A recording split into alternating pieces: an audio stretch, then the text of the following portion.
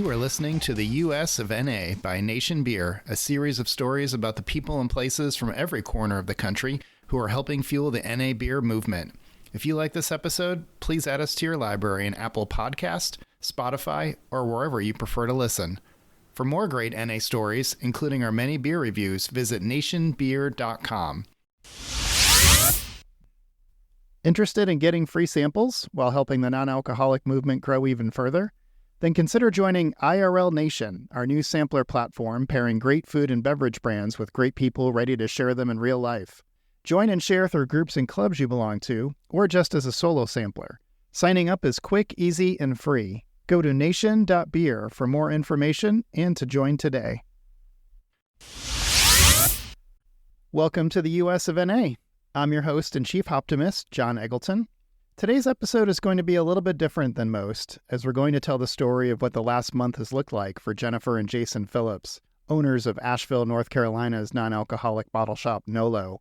As most people are aware, Hurricane Helene ripped through this idyllic mountain town in late September, taking the lives of close to 100 people in western North Carolina, causing historic flooding, mudslides, and a loss of property the scale of which is still being determined. As tourism is a big part of the region, the race to recover is even more urgent for those small businesses who depend on visitors, not only for their own livelihoods, but for those that depend on them. Like many others in the area, Jennifer and Jason, who had only recently become owners of NoLo, came to grips with seeing their physical business completely wiped away in the storm. For those of you wanting to help, in the show notes you'll find many links to resources and organizations that Jennifer and Jason passed along to us. If you've been listening to our podcast from the beginning, you may remember our February episode on Asheville's NA scene. It was the first on-site episode that we did, our first road trip, and I have to say, 20 episodes deep, it still might be my favorite. On that wintry weekend, we experienced the Asheville that I know and love, clear blue skies and a cold, crisp air that it seems like only the mountains can deliver. We spent a lot of time during that visit in the River Arts District, home of the Marquee where NoLo had been based, a 50,000 square foot building that was also home to over 300 artists. You're about to hear from Jennifer and Jason, first about their raw feelings in the weeks after the storm and the slow ride back to normalcy that is far from complete. Their story is also Asheville's story, and as you'll hear from them, it's been rough. But luckily it isn't the end of NoLo's story. In 2021, NoLo started as the first NA bottle shop in the Southeast, part of an early wave that's now a movement. 2025 is going to look a little bit different for them, and I don't think they themselves quite know how it will all play out. But one thing they do know, serving the sober and sober-curious in and around Asheville is still the mission. It's always been the mission. Here's our conversation. All right. Well, Jennifer and Jason Phillips are the owners of NoLo, Asheville, North Carolina's first non-alcoholic bottle shop. It was also the first in the Southeast. As some of our listeners might remember, we interviewed Jason Pedrick in our February episode. He was the founding owner of NoLo. Jennifer and Jason had only just acquired the business or had been running the business for 57 days before Hurricane Helene came through town. So Jennifer and Jason, I wish we were having this conversation in your beautiful shop and sipping on some non-alcoholic beverages together, but I really appreciate you guys taking the time to do this, and welcome to the US of NA. Thanks for having us. We wish we were at our shop as well. Well, we're going to definitely get into all of that. I guess the first question I wanted to ask both of you, I imagine this has just been the longest month or so of both of your lives, which I know is something that a lot of people in the Western North Carolina and Asheville region have experienced and are going through as well. So I guess my first question is, how are both of you guys doing, just having to deal with the stress and everything that I'm sure you've had on your minds, this past month? It depends. It depends on the day, how we're doing. It's been a crazy roller coaster. It's just such an unprecedented event that no way of preparing for. So it sort of feels like there's no way no set way that makes sense for us to deal with it on a day-to-day basis. Yeah, everything he said. And then there's this bit where, and I think this isn't just limited to us, we're safe. Our house is safe. Our kids are safe. We're safe. We have running water. So there's the side of it that, yes, our business did get washed away by a literal river, But then there's the other side of it, which is we are so grateful to have running water and electricity. We were out of electricity for a long time. We didn't have Wi-Fi. We didn't have cell. That was the most stunning thing for the first couple of weeks, where you really just didn't know how things were going. So we're good. But we're very fortunate. You know, but like all of Asheville and Asheville small business and so many people that lost their homes, it's going to take a long time to be okay. Well, I'm certainly glad that your house was okay. And, you know, as you said, there's, you know, it sort of puts everything in perspective. You know, you have to start with yourself, but I can't imagine, you know, what kind of a month it has been. And I'm sure the pictures just don't really do justice to what it's like there on the ground at all. And I guess going into that a little bit, so we've seen the pictures of the River Arts District, which for those listening, you know, if you listen to the February episode, we spent quite a bit of time there in the Marquee, which is where the store was located. It's in the middle of an arts area called the River Arts District, which, as you can guess by the name, is next to the river. And, you know, just an incredible area, and one of the things that makes Asheville what it is in terms of just, you know, there's just countless art galleries. The building itself housed, I don't know what the square footage of the building is, 50,000 square feet. Yeah, a good sized building with just artists of all types. You know, there was vintage clothing, there was traditional art, there was home decor, there was furniture, and, you know, there was the NA bottle shop that you guys had as well. Just a very eclectic, unique space. And, you know, just seeing the pictures where it was a pretty, you know, it may have been a 1-story building, but it was a pretty tall 1-story building, and just seeing all but maybe the peak of the roof, you know, coming up above the water was just sort of took your breath away, just seeing some of that. So we're about, I guess, 4.5 or so weeks out from that. I'm sure just the very beginning of the cleanup of that area, you know, what's sort of going on there on the ground now with the space? And I'm assuming you guys have obviously been in touch with the owners of the building, and just in terms of what are the next steps forward from here? Well, the owners of Marquee and the business and the building owner have dedicated themselves and communicated now that they're dedicating themselves to rebuild Marquee for the Asheville artist community. And that's something that I know I'm thrilled about. And we were customers of that area. We love that area.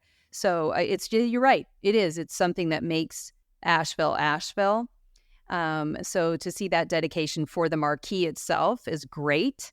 But even now, 80% of the buildings in the River Arts District were decimated in Hurricane Helene.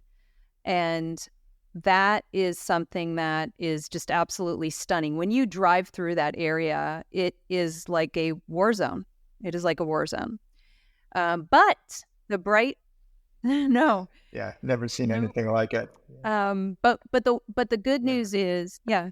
No, I was going to say, originally we tried to go down, I think, the Monday after the storm, just, you know, a day or two after the storm, and there was really no access. We had to park, I think, 3 miles away and walk in, and it was just, yeah, it was sort of a literal war zone. You know, semis overturned, and it just, then to see buildings, I mean, it was hard to make sense of what we were seeing, really. Buildings that used to be there and were just completely washed away. And then the Marquee itself that had lost a couple of walls, basically, you know, and then everything just sort of spilled out into the parking lot. But even with that being 4 weeks out, everyone has been working very hard already to clean the area. There's a ton of volunteering that's happening every week since then to get ready,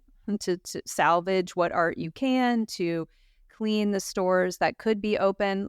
This last weekend, in fact, there was a soft opening of a number of the stores in the River Arts District, the 20% that are still remaining that can reopen their doors. And I want to make sure I'm talking about this. There is a plan to have a celebration in a soft opening of River Arts District on November 9th and 10th for the artists that are able to. And a lot of those artists are bringing in other artists who have been displaced. So it's really the community coming together to support themselves. So it's heartbreaking, but the folks that can open their doors to other businesses and artists are doing so. Well, to talk about that community aspect a little bit, and that's really great to hear, specifically when within the artist community or within the River Arts District, that kind of thing is happening, and the 20% helping the other 80% as well. I know for you guys, community in this case is sort of a few different communities. You have your local community, the River Arts District community, and also the NA community as well. And I know you've heard from all of those groups. I guess to start with locally, what kind of support, what have you guys seen there, just in terms of the way that people have stepped up has, just seemed phenomenal in terms of things that we've read and, at least some of the stories that have been able to get out. So I was just curious what you guys have witnessed there. Well, specifically, let me talk about the amazing NA community first. The NA community, when Jason, we had just gotten some product called Almav. It's new. It's a non-alcoholic tequila. And Jason was so excited to get this brand and to be one of the first people to have this brand in our area. And we had gotten it after the storm. It arrived to us after the storm. And so Jason put a post together that said, where can we go? Any ideas? Because it's tough. Hundreds and hundreds of businesses don't have space here now. The buildings are not usable. And we had so many people come to us and give us options, open their doors to us for options, say, what about this place and that place? So that local community, while they're all trying to sort out their own stuff, to come together and say, but I'm thinking of you and I want to help you, is absolutely, like, I get emotional thinking about it. There were so many times that people were reaching out to us that I was like, my heart is growing 3 sizes right now. So the local community helping us find a new home has been amazing. And then the global community of brands reaching out to us and saying, we want to make you whole. We want to help you get started again. We want to send you swag. We want to help, promote your posts. We want to help people be aware of when you're doing your e-com launch and really getting back out into the swing of things. That has been overwhelming for us. It gives us the strength to get up on a day where you have a bad night thinking about literally a tree falling on you in your dreams, and you wake up the next day and you can kind of just keep going. That's how I feel about it, Jason. Yeah, I agree with all that. And I would even say just it started even before that, immediately after the storm, just literal, just old fashioned support, like just folks checking in, as soon as in the little spots where you could get some cell service or something, just checking in, making sure folks were okay. Just good old fashioned hugs at Marquee when all the artists and vendors went down to help sort of dig stuff out and salvage what we could. Yeah, it's powerful stuff. Well, in those first few days, so Asheville's a brewery town. It's one of the reasons why we did our episode there in February, and we sat down with Doug Reeser at Burial Beer, which I know was one of the breweries that basically one of the positive things about a brewery in this particular instance is it's a very water intensive business. And so you have to have a lot of water on hand to make the beer, of course. And so I know Burial was one of many breweries in the region that essentially gave away the water in those first few days, when I'm sure it was very difficult to be able to get your hands on drinkable water. Hopefully it's, that situation has stabilized since that time. But that was pretty incredible to see. I was just curious if you guys had seen anything else in terms of the breweries stepping up, being that, that is such a part of the town's identity. Absolutely. I should say too, your podcast reminded me to check in on some new friends we made at Bright Barrel, which is a NA brewery. They're in Boone, so they're also in Western North Carolina. And yeah, so I checked in, sent them another message today, but they're another one that, among a lot of others, just pivoted immediately to, supplying drinking water. And Bright Barrel, Caleb and Brian are getting generators into folks' homes and stuff like it's been. That's the thing that to me has been so amazing about Asheville in general. Bakers, our son is a baker. he immediately started. He's wood fire baker with a well, so he had water. People donated flour for him, and he's been cooking for the community since this all started. Restaurants switched from being restaurants that took paying patrons, that if they could get the water and they could bring their kitchens together, they have been cooking for the community. I've never seen anything like how businesses work together in really imaginative ways. Like, I'm going to use this water just for, clean water for drinking. And no, the water situation has not stabilized. It's not stabilized yet in Asheville. People are just getting their water onto their homes, and that's not drinkable water. So this is still really important. And the community has really, I've never seen anything like how the community has come together to support themselves. We live very close to a large, like, equestrian center where horsey people come to do horsey people things. And they opened up their entire property to distribution of food, distribution of clothing, distribution of feed for our livestock. There was no water for livestock either. So in a really rural area, that is, water anywhere is important. Water when you're trying to also feed animals is incredibly important. And everybody has really come together. It's unbelievable. No, that's incredible. I know that in the first few days after the storm passed, I know there were charities like the World Central Kitchen that moved in to help with, obviously, food distribution and just, making sure to take care of people, in those initial, I imagine, chaotic first few days especially. What other charity organizations have you guys seen? And I guess kind of pivoting this conversation to talking about kind of what's next. And, for people who are listening, how can people get involved? How can people help? From a charity perspective, any thoughts you guys have on, ones you see are doing effective things that people should consider? World Central Kitchen is still here and cooking for people every day. I've never been, and they bring in, by the way, tankers full of water. I think every daily they're bringing in additional tankers full of water. So World Central Kitchen is still a great way to donate. The American Red Cross of North Carolina is an amazing organization that's being really helpful for people that have been displaced from their home, and there are a lot of those people. There's an animal rescue that is called Brother Wolf, and I can send you, John, I'll send you all of this, but Brother Wolf Animal Rescue has been absolutely on the ground helping. There's so many animals that have been removed from homes and are now needing care, needing to be reunited with owners, or having to be rehomed. Brother Wolf Animal Rescue also lost their building, I believe, or lost the use of their building, so they are doing their own rebuilding while they're still helping.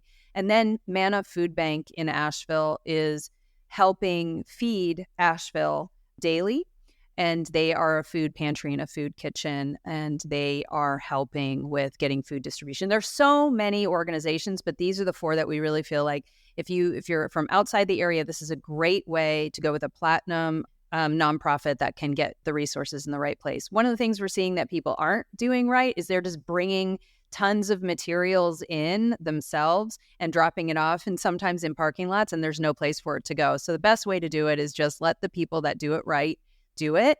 And yes, it feels bad to just give money, but also jackets. Like, now it's time for people are living in tents. People are having trouble getting places to live. They need warm blankets. They need warm clothes, but that should be coming through when you reach out to like a Manna or a Red Cross. How do we get that in? Let those people coordinate it.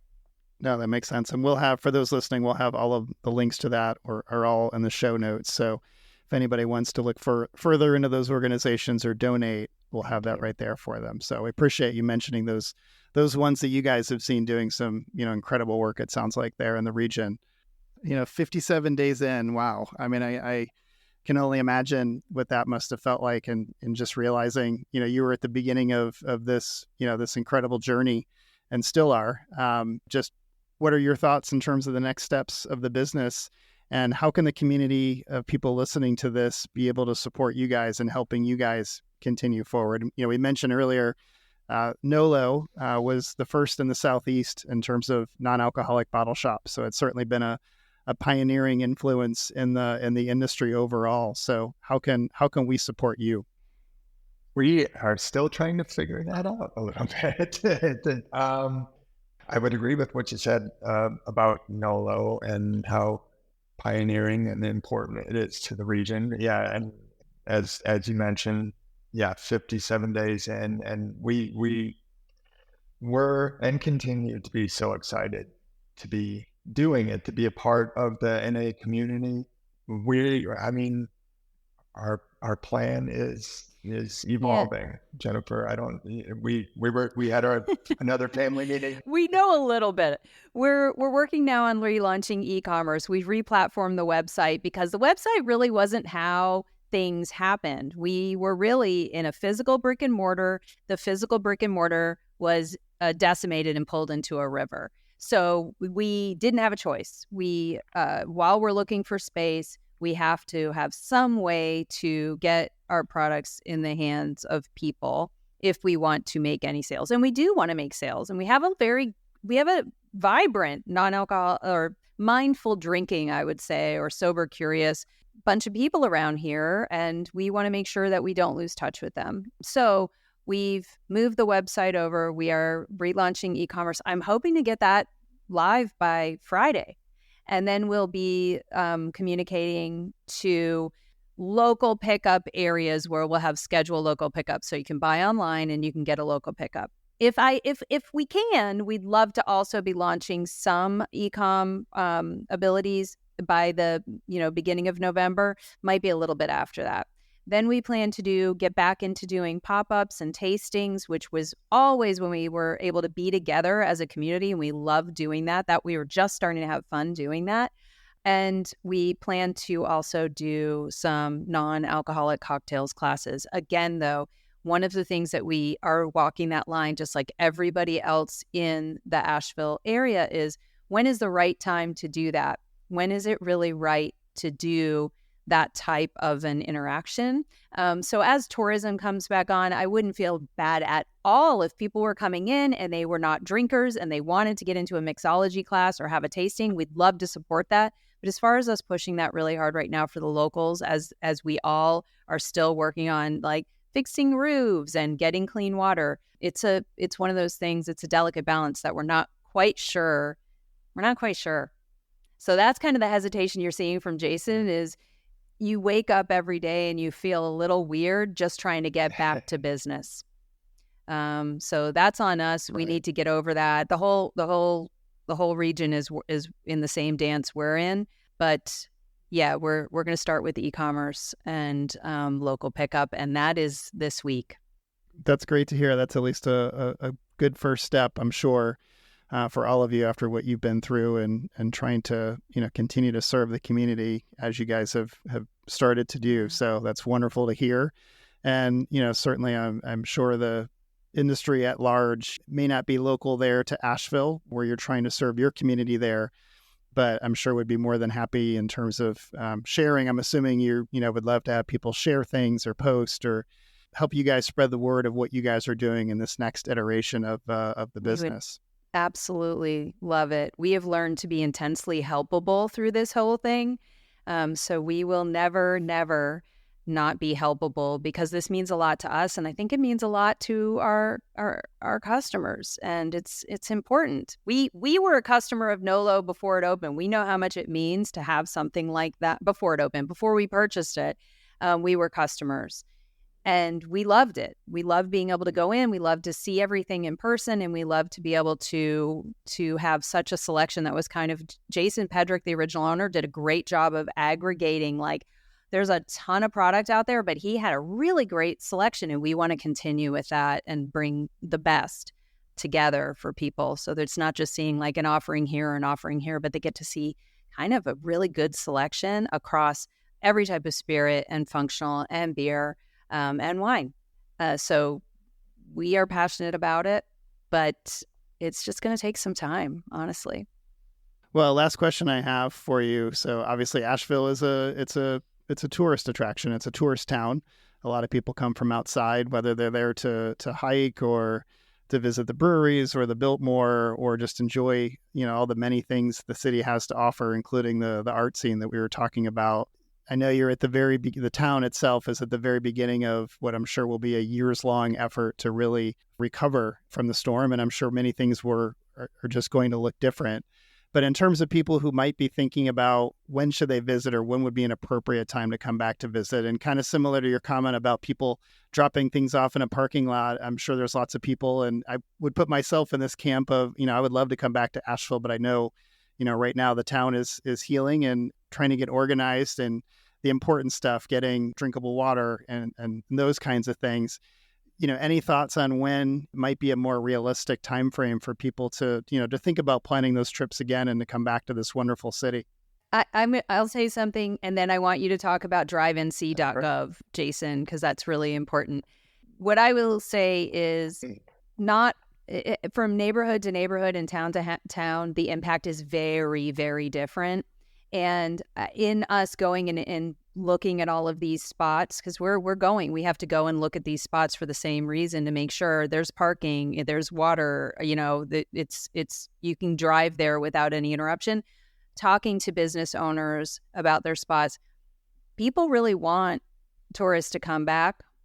What I would recommend is make sure that you have an itinerary. You have to plan a little bit more carefully.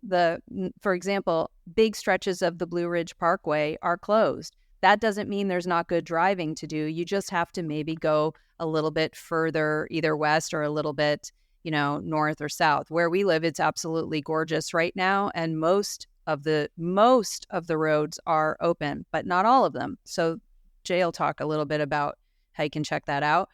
But when I'm talking to these business owners, they really are like, I really need people to come in. Restaurant owners, I really need people to come in. I've got water. I've got servers I need to pay. We're talking to a hiking company the other day.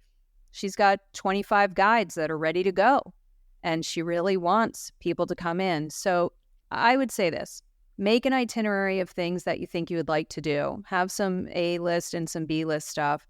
Get out here, but call those places first, or at least go and check out their social profiles. People are being very, very honest. They don't want you to come if they're not ready for you. But you can still come and you can still have a great time. Case in point, like Jay and I took our family to an apple farm. It's peak leaf peeping kind of apple season right now. Not last weekend, but the weekend before, we went to an apple farm. We had like an absolutely idyllic day, and we needed it. We needed it so badly. But yes, some of the roads on the way in were not the greatest. Some of the roads on the way out, not the greatest. But the day itself was stellar, and I couldn't recommend it more highly. It's Jeter Mountain Farm is the name of the place we went. It's beautiful. So you just got to plan a little bit more carefully than you did pre-Helene, but they really want you to come.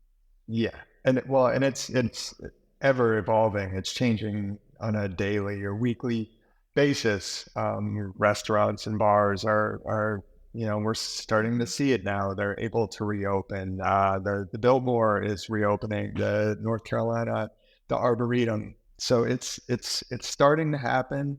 As Jennifer mentioned, drivenc.gov was Robert, actually the owner of Marquee, emailed that link to all of us vendors a few days before the storm. Like, keep an eye on this. It ended up being really handy, and it's live updates about what roads are affected, what roads are just closed and out of commission at the moment. So, I mean, but you can certainly come and plan a great visit to Asheville. It's just, you got to do a little bit of homework. Yeah, and maybe broaden your horizons. Asheville's, there are other places that are Asheville adjacent that are absolutely stunning and beautiful that they draft off of Asheville's traffic in a normal year. This is not a normal year. So I think you can still kind of look around and see if there are places. I'll send you, John, just some accounts that we follow that are tourism related that can help people understand what's open. And we will certainly share that in the show notes as well, so that anybody who's thinking about making a trip can certainly check that out. We'll also add the pumpkin farm, I think. Oh no, Apple, and it was great. Yes, yes, Apple farm. I'm sorry, closing, but they'll open again for the holidays. But there's so many great places like that are open right now that are giving like stellar world class kind of service and experience that I don't want to make it sound like it really happened in pockets. Rad is decimated, Biltmore Village is decimated, but Biltmore House is going to be open. So it's nature.